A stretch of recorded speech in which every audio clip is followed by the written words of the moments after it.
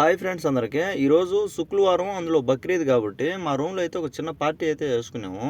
Chicken curry biryani rice అయితే వేసుకున్నాము. చూడండి, నేనైతే తెల్లగడ్డలు ఒలుచుకొని దాని పొట్టు అయితే పక్కన కవర్లో అయితే పోసుకున్నా. ఒలుచుకునే తెల్లగడ్డలు, కొబ్బరి పొడి, మసాలా పొడులన్నీ మిక్సీకి వేసుకొని మిక్సీ అయితే కొట్టుకున్నాము. మిక్సీ కొట్టుకున్న తర్వాత పేస్ట్ అయితే ఈ విధంగా వచ్చింది. బాగానే మెత్తగా అయితే మెదిగింది మసాలా. తర్వాత టమాటోకాయలు, పచ్చిమిరపకాయలు ఒక గిన్నెలో అయితే వేసుకొని నీళ్ళలో బాగా నీట్గా కడుక్కొని పక్కన అయితే పెట్టుకున్నాము. రూమ్లోకి ఒక 2 కోళ్ళు అయితే తెచ్చుకున్నాము. ఒక కోడి అయితే 2 కేజీల దాకా పడుతుంది. ఆ కోడికి అయితే దానికి బాగా పసుపు రాసుకొని గ్యాస్ పొయ్యి మీద అయితే బాగా నీట్గా అయితే కాల్చుకున్నాము. కాల్చుకున్న తర్వాత చూడండి కోడి అయితే ఎలా ఉండదో. బాగా పసుపు రాసుకొని బాగా కాల్చుకుంటే కోడి టేస్ట్ కూడా బాగుంటుందంట. ఇంకా దీన్ని కుందుకోవడమే చిన్న చిన్న ముక్కలుగా. మొత్తానికి కాల్చుకొని వచ్చి మా రూమ్లో అతని దగ్గర అయితే ఇచ్చినాను. అతనైతే కట్ చేస్తున్నాడు చిన్న చిన్న ముక్కలుగా. ప్రతి శుక్రవారం అయితే కోడి అయితే తెచ్చుకుంటాం రూమ్లోకి. మేము తెచ్చుకునేప్పుడల్లా అతనే కట్ చేస్తాడు చిన్న చిన్న ముక్కలుగా బాగా. మొత్తానికి చికెన్ అయితే కట్ చేసుకొని గ్యాస్ దగ్గరికి అయితే ఎత్తుకొమ్మినాను కూర చేసుకోవడానికి. తర్వాత గ్యాస్ పొయ్యి మీద కూరాకు చేసుకునే గిన్నె అయితే పెట్టి దాంట్లో నూనె అయితే పోసుకొని బాగా హీట్ అయ్యే వరకు ఉండిచ్చి పక్కనే కోసి పెట్టుకొని ఉండి పచ్చిమిరకాయలు అయితే వేసుకున్నాము. పచ్చిమిరకాయలని బాగా ఏగే వరకు ఉండించుకొని కోసి పెట్టుకున్న ఎర్రగడ్డలను అయితే బాగా నలుపుకొని ఆ ఎర్రగడ్డలను అయితే దాంట్లో పోసుకున్నాము. పచ్చిమిరకాయలని ఎర్రగడ్డలని బాగా కలుపుకొని వాటిని బాగా ఏగే వరకు పొయ్యి మీదనే ఉండిచ్చి తర్వాత కరింపాకు అయితే వేసుకున్నాము. ఆ కరింపాకు, పచ్చిమిరకాయలు, ఎర్రగడ్డలను అయితే బాగా ఏగే వరకు 10 నిమిషాలు అయితే పొయ్యి మీదనే ఉండించినాము. తర్వాత అల్లం వెల్లుల్లి పేస్ట్ వేసుకొని బాగా కలదిప్పుకున్నాము. అడుగంటకుండా స్మెల్ అయితే అదిరిపోతుంది.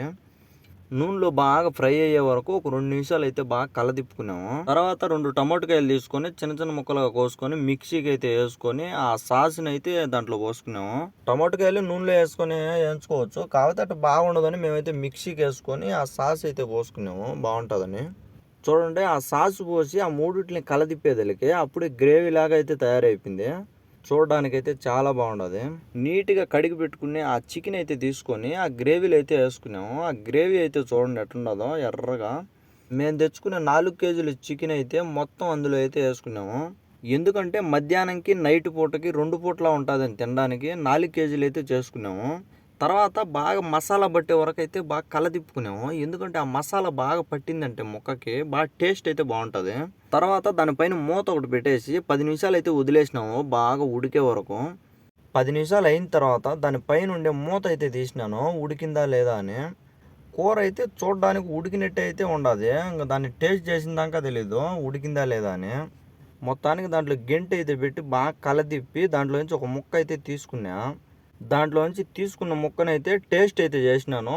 మామూలుగా లేదు, సూపరు. ఇంకా 2 నిమిషాలు అయితే కూర ఉడకాల, అందుకని 2 నిమిషాలు అయితే దానిపైన వండించినాను. ఇప్పుడైతే కూర బాగా ఉడికిపోయింది. ఇంకా దాన్ని కాస్త కలదిప్పుకొని దాంట్లో కొద్దిగా కొత్తిమీర వేసుకొని కిందికి దించేయడమే. అక్కడ ఉండే మొత్తం కొత్తిమీర అంతా అయితే వేసేసి కిందికి అయితే దించేసిన. మొత్తానికి అవుట్పుట్ అయితే కూర ఇలా ఉండదు. మొత్తానికి కూర అయితే తయారు చేసుకొని పక్కన అయితే పెట్టుకున్నాము. ఇంకా బిర్యానీ రైస్ అయితే తయారు చేసుకోవాలా. ఇంకా దాన్ని కూడా నూనెలో అయితే అన్నీ వేయించుకున్నాము నీట్గా. తర్వాత బాగా అన్నీ వేగిన తర్వాత మసాలాలన్నీ వేసుకొని ఎసురుకు నీళ్ళు అయితే పోసుకున్నాము. నీట్గా కడిగి పెట్టుకునే బియ్యాన్ని అయితే దాంట్లో అయితే పోసుకున్నాము. పోసుకున్న తర్వాత దానిపైన మూత పెట్టి చుట్టూరు గాలి అయిపోకుండా దానిపైన బరువు అయితే పెట్టినాము. దానిపైన ఉండే మూత అయితే తీసి చూసినాము. రైస్ అయితే బాగా ఉడికింది. చూడండి రైస్ అయితే ఎట్లున్నదో పొగలు అయితే వచ్చినాయి దాంట్లో నుంచి. తర్వాత కలర్ పొడి అయితే తీసుకొని ఒక గ్లాసులో నీళ్లు తీసుకొని ఆ కలర్ పొడి అయితే దాంట్లో పోసి బాగా కలదిప్పుకున్నాము. కలదిప్పుకునే ఆ కలర్ నీళ్ళు అయితే తీసుకొని అన్నంలో అయితే చుట్టూరు పోసుకున్నాము. అప్పుడే కలర్ అయితే వచ్చింది చూడండి. మొత్తానికి అన్నం అయితే రెడీ అయిపోయింది. దానిపైన కలర్ నీళ్ళు పోసుకున్నాం కాబట్టి దాన్ని సింపుల్గా దాన్ని కలదిప్పుకొని దానిపైన కొత్తిమీర వేసుకొని దించేసుకోవడమే.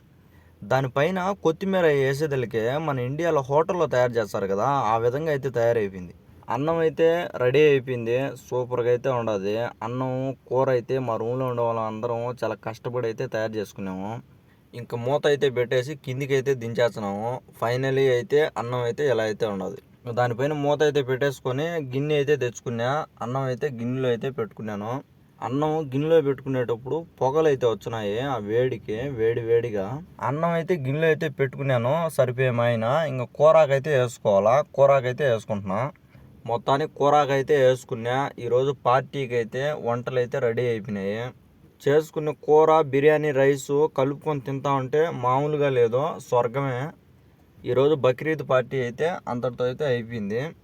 వీడియో కూడా నచ్చినట్టయితే మన ఛానల్ని సబ్స్క్రైబ్ చేసుకొని సపోర్ట్ చేయండి. Thank you for watching.